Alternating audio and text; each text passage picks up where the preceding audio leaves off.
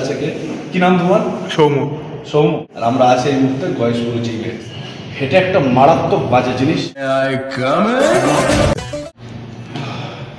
High বন্ধুরা, কেমন আছো সবাই? আশা করছি সবাই ভালো আছে। তো আজকে তোমাদেরকে মানে আলাদাভাবে দুটো একটা শোল্ডার ওয়ার্কআউট দেখাবো। তো তার জন্য আমাদের যেটা প্রয়োজন হবে সেটা হচ্ছে আমাদের বেঞ্চ 95 ডিগ্রি রয়েছে। তো 95 ডিগ্রি রাখছি।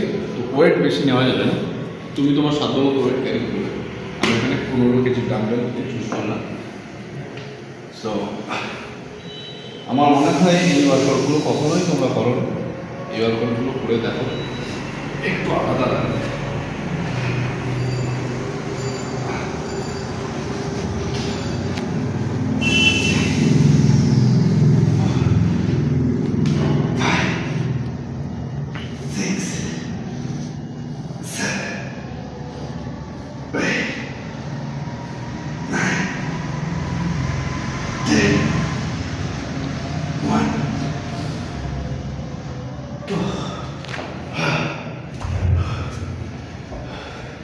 এই যে ওয়ার্কআউটটা করলাম, তোমরা দেখো একটা সেট মেরে দেখো, দেখবে আলাদা কিছু বেনিফিট হবে। তো নেক্সট ওয়ার্কআউটটা দেখানোর জন্য তোমাদের যেটা লাগবে, এই যে বেঞ্চটা কিন্তু খুব জরুরি। আর এটা তোমাকে সাপোর্ট করবে। এইভাবে তোমরা একবার ল্যাটারাল মেরে দেখো, আমার মনে হয় আলাদা একটা এফেক্ট তোমরা পেয়ে যাবে। সো দেখতে থাকো। আর একটা কথা মাঝখানে বলে রাখি, আমার ক্যামেরার ওই পাশে আছে কে? কি নাম তোমার? সৌম্য। সৌম্য। হ্যাঁ, সৌম্য রয়েছে। আর আমরা আছি এই মুহূর্তে গয়েশপুর জিমে। তো দেখতে থাকো।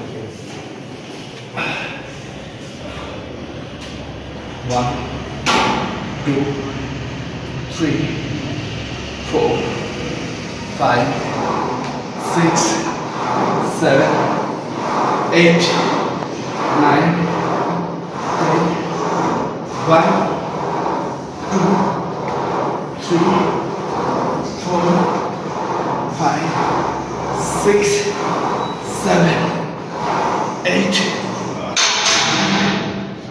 10। তো ওয়ার্কআউট করতে করতে তোমাদেরকে একটা কথা বলি, ইগো লিফটিং এটা একটা মারাত্মক বাজে জিনিস, মারাত্মক বাজে একটা চিন্তাভাবনা ইগো লিফটিংটা। আমি এখানে ল্যাটারাল মারলাম মাত্র 7.5 কিলো ডাম্বেল। আমাকে কেউ যদি বলে এত বড় বাইসেপ নিয়ে তুমি 7.5 কিলো ডাম্বেল নিয়ে মারছো, একটা জিনিস মাথায় রাখবে, জীবনটা তোমার, ওয়েটটা ক্যারি করবে তুমি, ওয়ার্কআউট করার পরে ফুডটা দেবে তুমি। তাই কারোর সাথে ইগো লিফটিং করে বেশি ওয়েট নিয়ে নিজের জীবনে ক্ষতি করবো। তো নেক্সট ওয়ার্কআউট আমরা করবো, এটা হচ্ছে আমাদের থার্ড ওয়ার্কআউট। তার জন্য সেম মানে বেঞ্চের পজিশনটাও সেম, শুধুমাত্র ওয়েটটাকে আলাদা নিতে হবে। এটা আমি প্লেট ইউজ করছি, তোমরা চাইলে ডাম্বেল ইউজ করতে পারো, কিন্তু প্লেটে করলে হবে তোমাদের একটা সুবিধা হবে। দেখো তোমাদেরকে দেখা 1 2 3 4 5 6 7 8 9 10 হয়ে গেল। 1 2 3 4 5 6 7 8 9 10। May I come in?